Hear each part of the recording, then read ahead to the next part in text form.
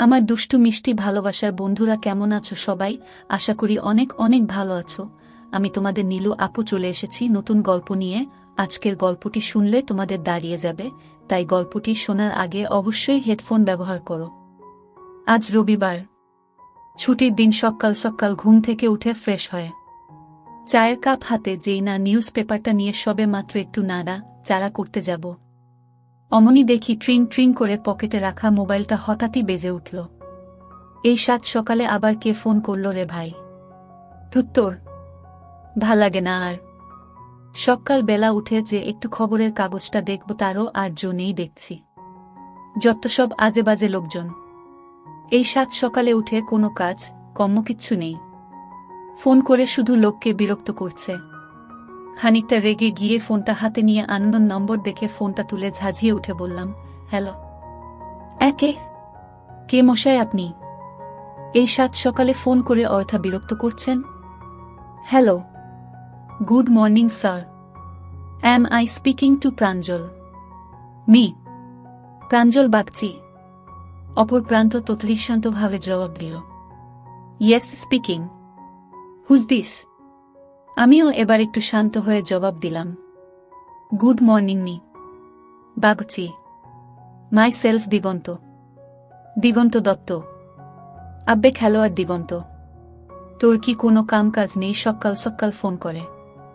একে তো কানে মাথা খাচ্ছিস, তার উপর আবার ফর্মালিটি দেখাচ্ছিস। ওপার থেকে একটা খ্যাক খ্যাক করে হাসির আওয়াজ এলো, আর দিগন্ত বেটা বলল, আসলে তুই এতটা রেগে যাবি তা তো ভাবতে পারিনি, তাই ভাবলাম ল্যাঙ্গুয়েজটা চেঞ্জ করেই দেখি। তোর রাগটা যদি একটু পড়ে। আরে বল, কেমন আছিস? কলেজের রিইউনিয়নের পর তো তোর আর কোনো পাত্তাই নেই ভাই। এখন কোথায় আছিস? কি করছিস? যে অফিসে ছিলিস সেখানেই সেটেলড নাকি আবার অন্য কোথাও টয়েন করলি নাকি? পরের পর প্রশ্ন করতে থাকলাম আমি ওকে। আরে তুই তো আমার ওপর একেবারে প্রশ্নের বুলডোজার চালিয়ে গেলি।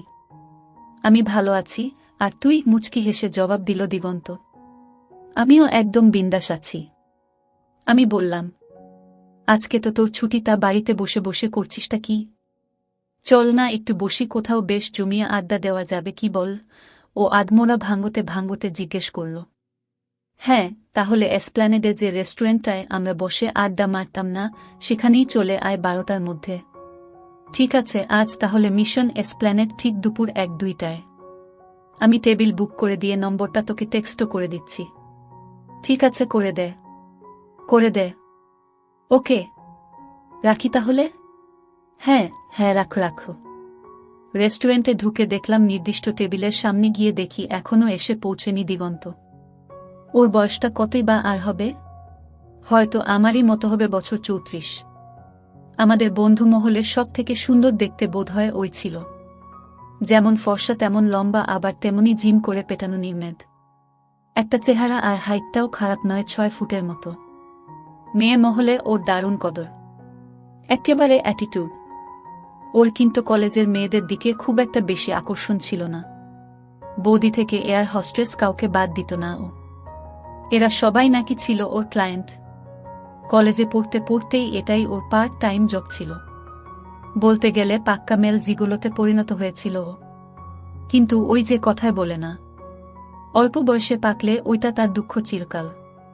ওরও না ঠিক সেই অবস্থা, নাকি সেই 15 বছর বয়স থেকেই ওর ঘাটের খেয়ে আসছে, আর খেয়ে খেয়েই এই অবস্থা করে ফেলেছে। সেই সময় ওর বাংলার দিদিমণিকে দিয়ে সেই যে শুরু করেছিল, তারপর থেকে ব্যাপারটা ক্রমেই ওর নিত্য নৈমিত্তিক কাজে পরিণত হয়। এসবের জন্য তো আমরা আবডালে ওকে দিগন্ত বলেই ডাকতাম। তবে আমি আসার বেশ কিছুক্ষণ পর এসে পৌঁছল ও। এই তোর সেই লেট করে আসার রোগটা তোর আজও গেল না দেখছি। দূর, ট্রাফিক জ্যামে ফেসে গিয়েছিলাম। আর তাছাড়া আমি কি তোর সঙ্গে এখানে প্রেম করতে এসেছি নাকি, যে ঠিক সময় এসে পৌঁছতেই হবে? না হলে ও আমাকে 2-4 কথা শুনিয়ে দেবে। একটা বিশেষ কাজে তোর একটু সাহায্য লাগবে, তাই ডেকেছি। ও তাই বল, দরকার ছাড়া তুই যে আর এমনি এমনি আমার সাথে দেখা করবি না, সেটা না আমিও বুঝতেও পেরেছিলাম। নে এবার আর ভনিতা না করে আসল কাজের কথাটা বলতো। হ্যাঁ, সেটা তো বলবই, আর বলো বলেই তো তোকে ডেকেছি। কি জানিস তো, অনেক ভেবে দেখলাম একমাত্র তুই, হ্যাঁ তুই আছিস যে আমাকে এই সমস্যা থেকে উদ্ধার করতে পারিস। তুই ছাড়া অন্য কারোর পক্ষে কাজটা করাটা বিপজ্জনক, কারণ এটা একটা পারিবারিক সম্মানের প্রশ্ন। কাজটা সারতে হবে অত্যন্ত গোপনে। তবে শুরু করার আগে একটু ব্যাকগ্রাউন্ডটা তোর জানা দরকার, না হলে পরবর্তীকালে বাকিটা বুঝতে সমস্যা হতে পারে। বল শুনি, কি তোর সেই বিশেষ কাজ যার জন্য আবার আমাকে ছাড়া তো চলবেই না? বলবো, সব বলবো। হ্যাঁ, তার আগে দাঁড়া, অর্ডারটা দিয়ে দি ওয়েটার। ও ডাকতেই পাশে একজন দাঁড়ালো। স্যার, আপনারা কি নেবেন? ওয়েটার এসে জিজ্ঞেস করল। কিরে, কি নিবি? বলে দে ওকে। মেনু কার্ডটা আমার দিকে বাড়িয়ে দিয়ে জিজ্ঞেস করল দিগন্ত। আমার কোনো চয়েস নেই, তুই যা ভালো বুঝবি তাই কর। মেনু কার্ডটা ঠেলে ওর দিকে সরিয়ে দিয়ে বললাম আমি। ওকে, বলে দিগন্ত মেনু কার্ডটা দেখে দুজনের জন্যই অর্ডার করে দিল কফি আর সঙ্গে হালকা কিছু স্ন্যাক্সও। ওকে স্যার, বলে অর্ডার নিয়ে চলে গেল ওয়েটার।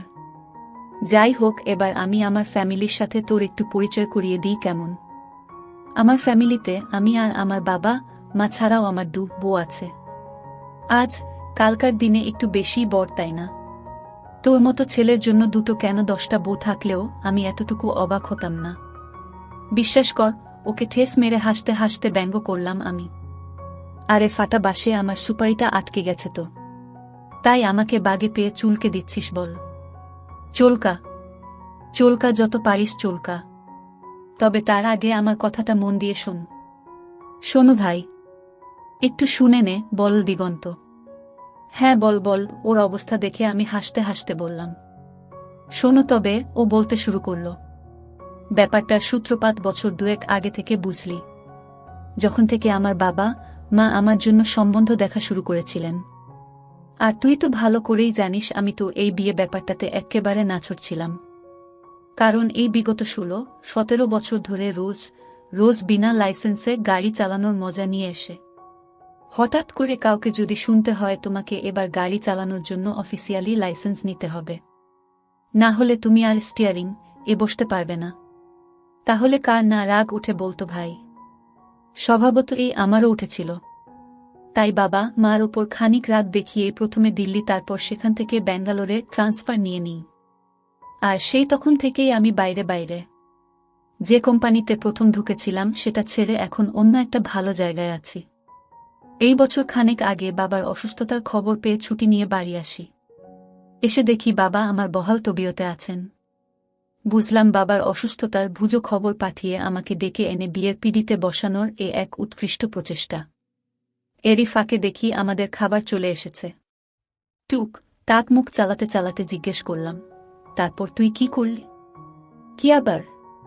সিন ক্রিয়েট করার হালকা একটা চেষ্টা চালিয়েছিলাম বটে, কিন্তু তাতে কোনো লাভ হলো না বুঝলি।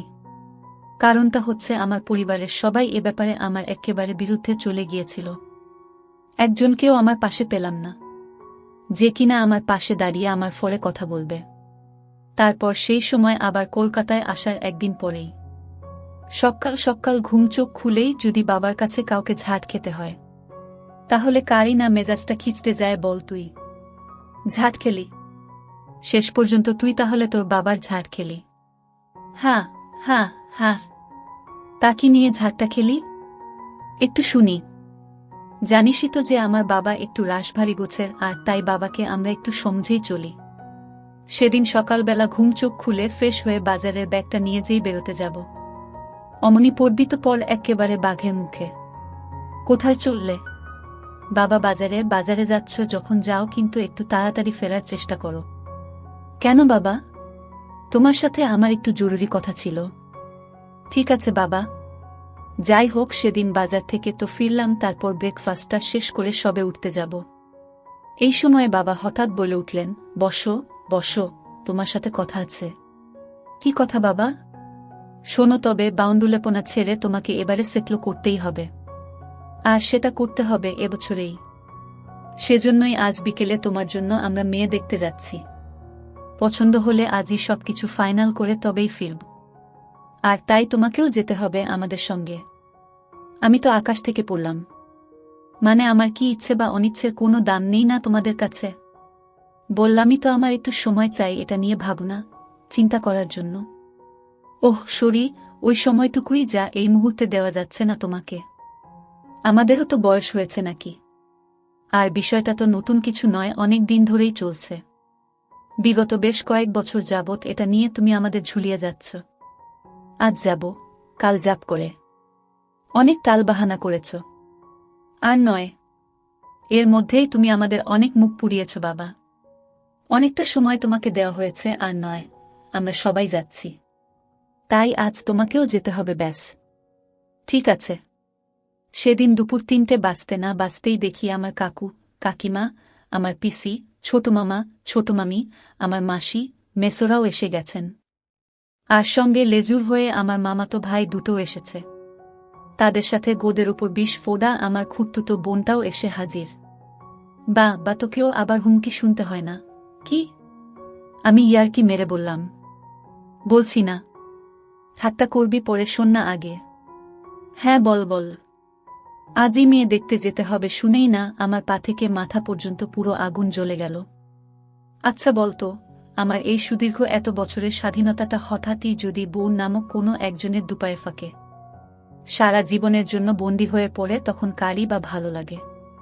তাই খানিক অনিচ্ছাকৃতই সেদিন বাবা, মা আর পরিবারের অন্যান্যদের সঙ্গী হয়ে ফুল ব্যাটালিয়ন নিয়ে গেলাম মেয়ে দেখতে তাদের বাড়িতে।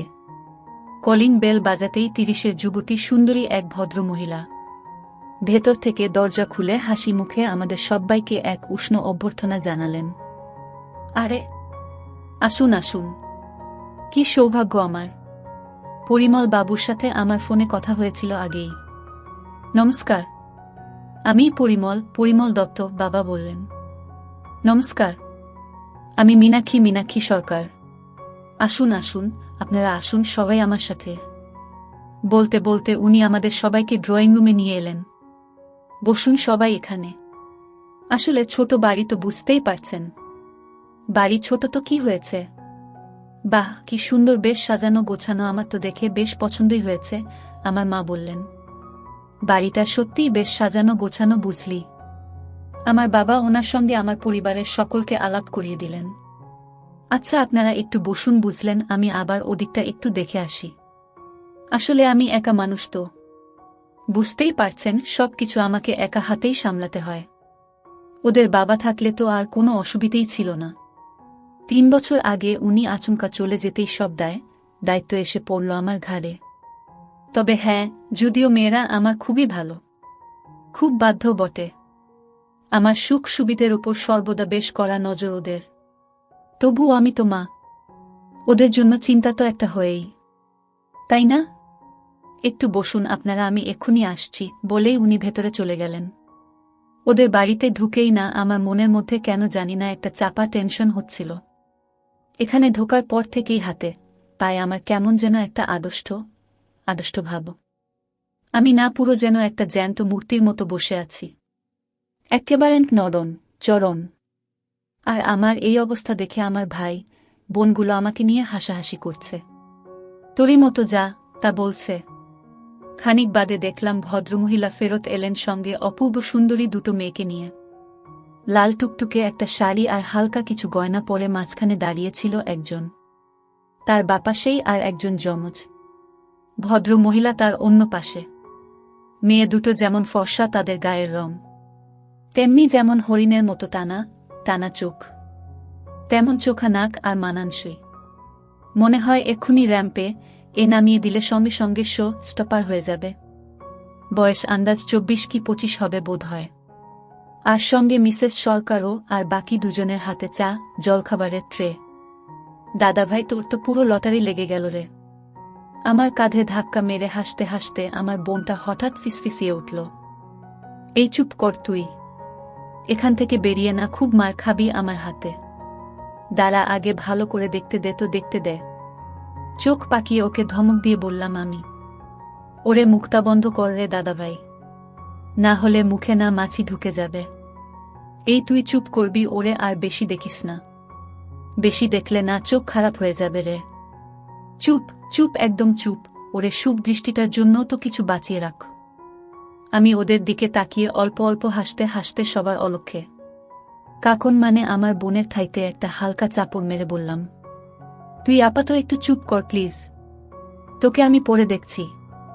এদিকে ওনারা হাসি মুখে ট্রেগুলো আমাদের সামনের সেন্টার টেবিলটায় নামিয়ে রেখে বললেন, নিন আপনারা একটু। যত সামান্য আয়োজন আর কি। এই আমার বড় মেয়ে তৃণা, আর ও হলো আমার ছোট মেয়ে তৃষা। তৃণা মা আমার। ট্রেটা টেবিলে নামিয়ে রেখে গুরুজনদের সবাইকে প্রণাম করো।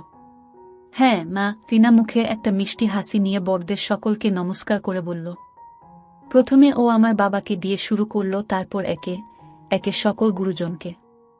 বাবা বললেন, বা বেশ ভালো সংস্কার দেখছি আপনার মেয়ের। ওর প্রণাম নিয়ে বললেন, বেঁচে থাকো মা, বেঁচে থাকো, আশীর্বাদ করি, সুখী হও মা, খুব সুখী হও। বুঝতেই তো পারছেন মাথার উপর তো ওদের বাবা নেই, সবকিছু আমাকে একা হাতেই সামলাতে হয়। হ্যাঁ, আমার মেয়েরা আমার যথেষ্ট খেয়াল রাখে।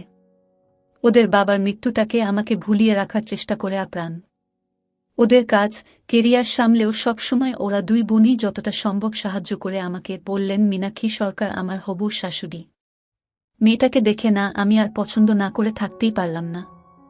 এদিকে আমার তরফ থেকে গ্রিন সিগন্যাল পেয়ে আমাদের গুরুজনেরা আমাদের বিয়ের কথাটা পাকা করে ফেললেন। যথাসময় আমাদের বিয়ের দিনটাও ঠিক হয়ে গেল। সামনের অঘ্রাণের 15 তারিখ। হাতে বেশি সময় নেই, তাই বিয়ের জন্য আবার দিন 20 ছুটি নিয়ে এসে জোরদার শপিং করতে শুরু করলাম।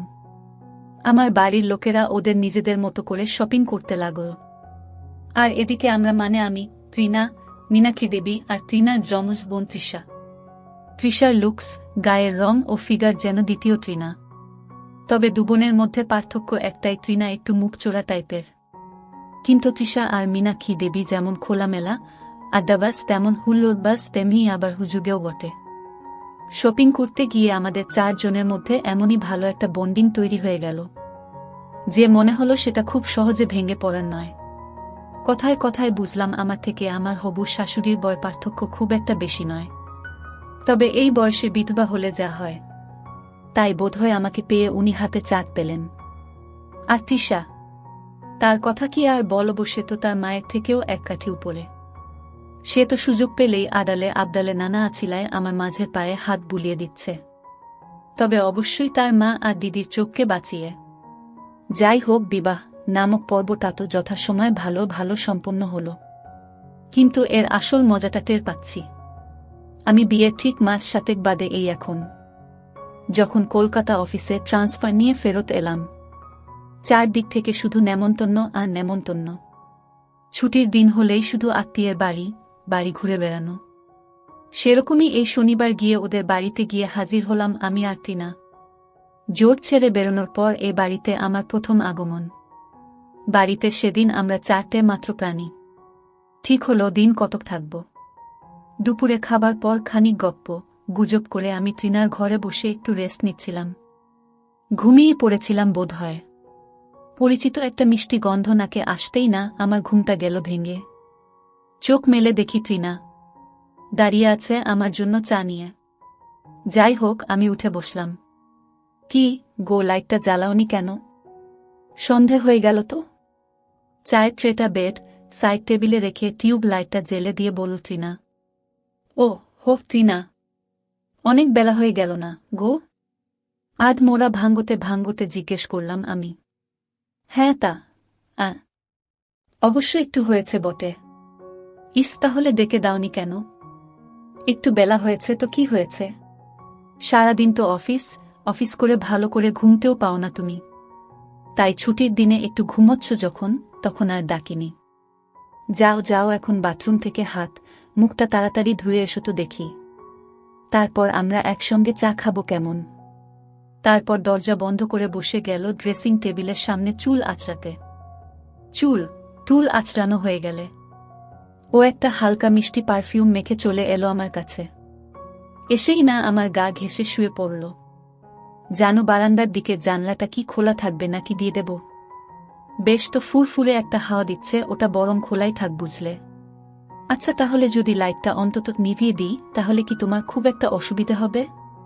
ঠিক আছে, বর লাইটটা যদি চাও তাহলে আপাতত তুমি নিভিয়ে দিতেই পারো, কিন্তু এই নাইট ল্যাম্পটা জ্বালা থাক, কি বলো? আমি জবাব দিলাম। যেমন কথা তেমন কাজ। বিছানায় চা খেতে খেতে, এই এই কি হচ্ছেটা কি? কি হচ্ছে মানে? আমি আমার বউকে আদিক্ষেতা। আদিক্ষেতা তো আদিক্ষেতা। যাও তো,